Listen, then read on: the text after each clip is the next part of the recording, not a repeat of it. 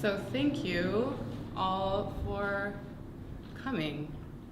I went to Walmart last night to get what I thought was extra large easel pads. They actually only had the small ones. I don't know if astrology has anything to do with it. I'm a double Virgo. I was very excited to have like the very large Post-it notes, so that was a little bit of a letdown. But I went to Walmart and actually, as I drove into that parking lot, I realized that the last time I was at Walmart was to pick up a pop-up shelter that they were donating for the GAP, sort of GAP low barrier shelter that I helped to run between when the encampment just after the fire that was set up at Walmart closed down and when Safe Space Shelter opened. And the time before that I was at Walmart was actually just to be out in the rainy field, and it's when several folks from different shelters and churches were talking with HUD and talking with all the like over 100 people who were camped there about what we needed, and the state needed this program up and running. And there was a man from Paradise trying to get people in their circle of cars to stay together. He was terrified that if they didn't have a place to stay together, their community was really gonna be disbanded. And I started crying in the parking lot because I was just reminded how great the need is. I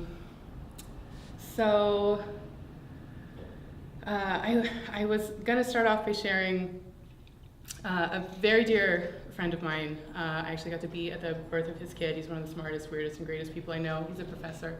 So I was at the birth of his child, and I checked in with him afterwards, and he said that being a new father was harder than anybody had ever told him or that he could have ever imagined, but that the motivation to meet the challenge of parenthood was also greater than he could have ever imagined and kept him up to the challenge. And I thought that's how I feel about housing right now when I think of those days, the need for shelter,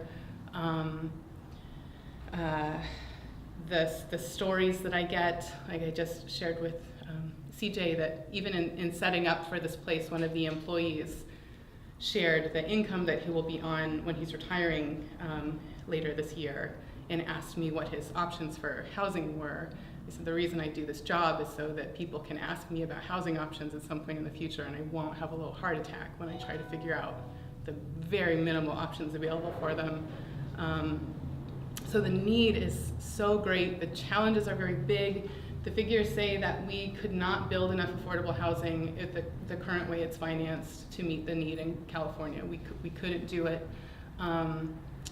The lagging behind in the affordable housing we need is very great. It was just at the National Low Income Housing Coalition's conference, and they shared that in their data says in California, right now for very low income people, we have 22 units of housing for every 100 people that need it. So for that income bracket, which is 30% or below of the area median income, which is almost where the employee of this place that approached me is, there's really two options. You can wait and wait and wait and compete for that available housing. You pay way more of your total income to get into the housing that's available, so you're not really in housing that's affordable for you. You're paying 50, 60, 70% of your total income just to pay rent, or you don't have housing. So that's what we're seeing more and more is these people who are cost burdened, and then more people living on the street because we don't have that bottom level safety net. So that's the need. The motivation that I feel is that we do finally have, the encouraging part of that conference is we have a lot of national momentum, a lot of state momentum for housing. We have the state, especially post-disaster, asking us, the federal government asking us, what can we do for you? What do you need to recover from this? What do you need specifically around housing? Foundation like the Walmart Foundation is putting money in, and hopefully a benefit also, I like to think so, is that we have a housing trust. So I can tell you a few of the basics. Maybe most of you know, for our audiences at home. I'll tell you some of the basics of the trust and then dive into specifically Prop 1 funding, and then I want to hear from you guys. So,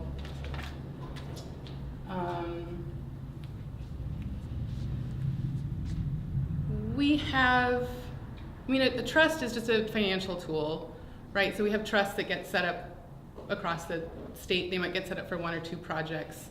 What really separates us as a housing trust and the other 5 housing trusts currently operating in California is their role as advocates and long-term revolving funds.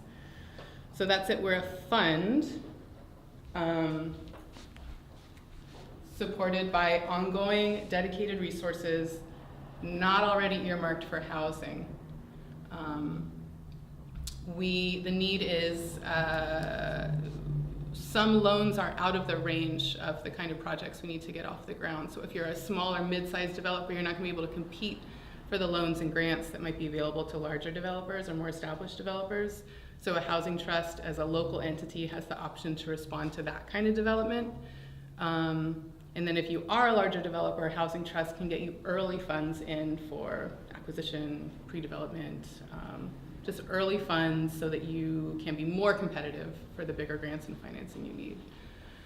And the ongoing resources from dedicated sources not already set for housing comes out of this growing recognition that we're spending a lot of money on healthcare, we're spending a lot of money on policing, businesses are spending a lot of money or losing a lot of money by not being able to attract the workforce that they need. We're spending a lot of money on emergency services for seniors and other more vulnerable populations that really are housing costs. If we had adequate housing, we would be saving money in all these sectors. So housing trusts were a call to all these sectors to say, look, you are better off if you support housing.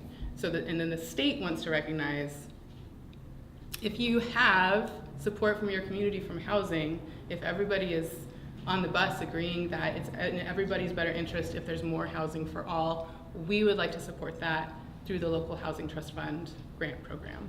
So what we raise locally from our community, the state will match through this grant program that was just funded again by Prop 1. And that is the details of what I wanted to share today, what that program does. Another post-it.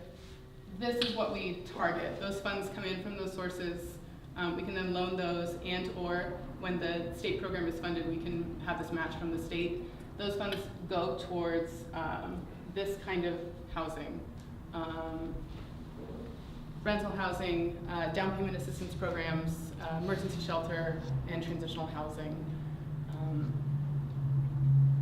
So that's like if you had to break it down, a trust brings this money in, makes loans that are otherwise not available or can help a group be more competitive to these kinds of housing projects. So Prop 1,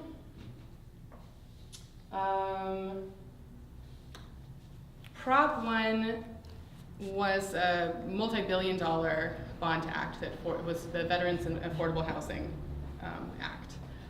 300 million of that went towards the local housing trust fund grant program specifically. So I can give you information on that program from the last guidelines, which were in 2014. But I also want you to know that we're working on finalizing the legislation right now. We're part of a trust fund coalition, and then we'll be working on guidelines, and they may be a little different. So keep that in mind. So the last round of funding as a new trust fund that we were eligible to compete for was an $8 million pool statewide. The current pool that will be released in October, the guidelines are supposed to be worked on in July, and then the first NOFA is expected to be out in October, which is earlier than we expected, but also that's great because we have the need now. Will be 57 million statewide. So based on past guidelines, the minimum that we can apply for will be $1 million, which means we need to have $1 million local match. Our current estimates for need, like how how fast could we loan that money out, is between $500,000 and $1 million a year in our region. We work in Butte County, but we also can extend to neighboring counties and other regions. We wrote our mission to reflect the fact that we were still the only trust up here. So the guidelines for that chunk of state money are for pre-development expenses, acquisition, construction and rehabilitation of affordable housing. And I want to go back and dig into that word a little bit. Does anybody else struggle with this term who works in housing? Do you ever struggle with affordable housing? Just using the, I'm still not quite sure how to address it, because on one hand, affordable housing is what we need so much, that's subsidized housing, so that people can afford to live there. On the other hand, it's become clear that with current financing, that housing is too expensive to build and support. So we've gone kind of back and forth in this group of housing trusts. What do we want to ask for? HCD has been super cooperative, but like many state and other government agencies, they're also are already overburdened. So they've been asking for help. What do you guys need? What do your communities need? Tell us what you need, but we need you to do the footwork, and then they'll review it and say yes or no. So we started with this really long list of things, but some of the big ones, and it's still unclear how much of this is going to be in the legislation and how much is going to be part of guidelines. I do have a lot of faith in the sort of the spirit of operation at HCD. I have, in all my interactions with them and other trusts, I have a lot of faith that what they're looking for is regions to collaborate on housing and understand how housing affects all these other areas of our life. So I do have a lot of trust in them when it comes to guidelines. Some big things that we're asking for is being able to use a portion, the same portion that HCD uses, which is 5% of funds for administrative costs. Another one is in recognition of the fact that it's tough to raise $1 million, especially for smaller trusts, and say we're pretty sure we're going to be able to double this with a grant. We're asking for the option to bring in rolling matches so that we can say these are the projects, this is what our area's need is, state of California.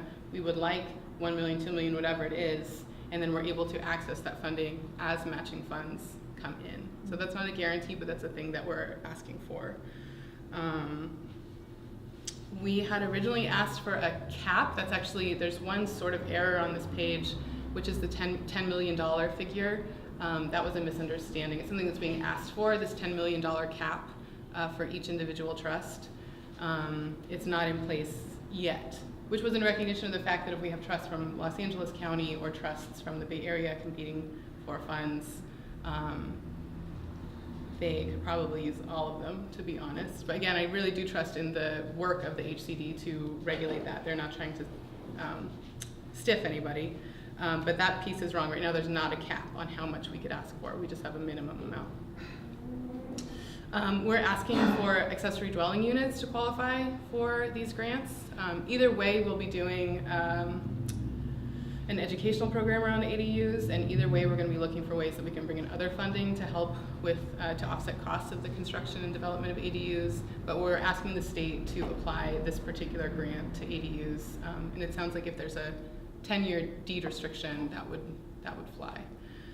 So that's an ask.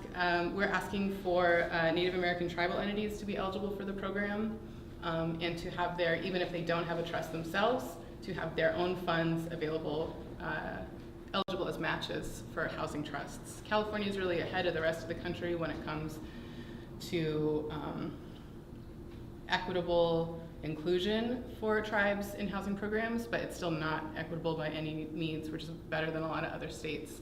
But we're asking for some more help to get tribes eligible for these programs. Everyone is looking for, how do we make this work now? How do we bring our organization back? How do we keep going for the next year and the next year and the next year? And I always look at the housing trust as if you have a bag of tools, you're going to pick up the right tool to get you to the next stage of your project. So think in terms of filling your bag with more than one tool. Maybe the housing trust can restore the building that you require to keep the organization up and running. then you're gonna look for other tools to put in the bag with the housing trust to assist you with services, to assist you with personnel, because there's a lot of money floating around right now coming into the state from multiple sources. And this is one of those sources, and you're not limited to just this and saying, oh, we have a building, but now we have no way to run our operations. Correct. Look for those opportunities to put more tools in your bag at this moment. Because guidelines are still being worked on, I wanted information about Prop 1 to get out there. There's not a huge knowledge base in our area on affordable housing finance and development, so I want as much as possible to amplify the resources that are coming in so we can get a head start on answering questions. And if we have specific needs that, especially disaster affected areas, that are not being addressed, there's still time for me to be able to speak up and work on those and figure out ways to address them. So we're trying to figure out what kind of, our job as a trust now is to bring in those dollars, but also figure out where the need is and what projects are most ready to go. And if there are pieces missing, if there's education or supportive services partners or local legislation or state legislation, or if there are needs that need to change to get that housing done, we want to be a resource for you to advocate for that and get the information and the changes that our region needs as much as possible. So thank you guys so much for coming. Thank you.